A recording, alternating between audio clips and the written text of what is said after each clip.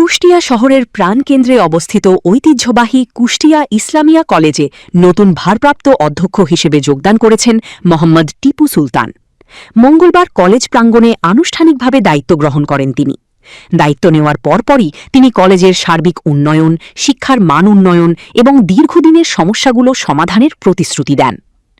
অধ্যক্ষ মোহাম্মদ টিপু সুলতান বলেন, শিক্ষার গুণগত মান বৃদ্ধি, শিক্ষার্থীদের নিয়মিত ও মানসম্মত পাঠদান নিশ্চিত করা এবং কলেজের আশপাশে বিদ্যমান জলাবদ্ধতা সমস্যা সমাধান করাই তার প্রধান অগ্রাধিকার।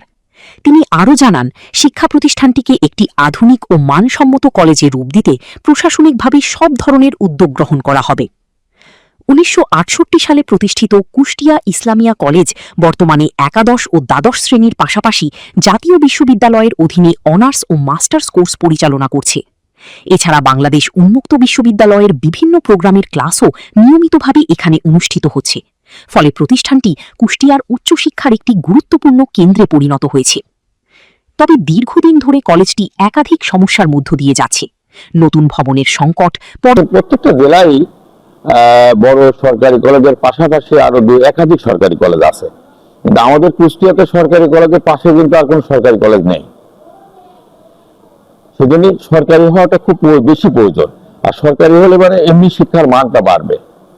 এই ব্যাপারে আপনাদের সহযোগিতা, রাজনৈতিক নেতাদের সহযোগিতা, অভিভাবকদের সহযোগিতা এবং আমার শিক্ষকদের সহযোগিতা আমি একান্ত কামনা করি।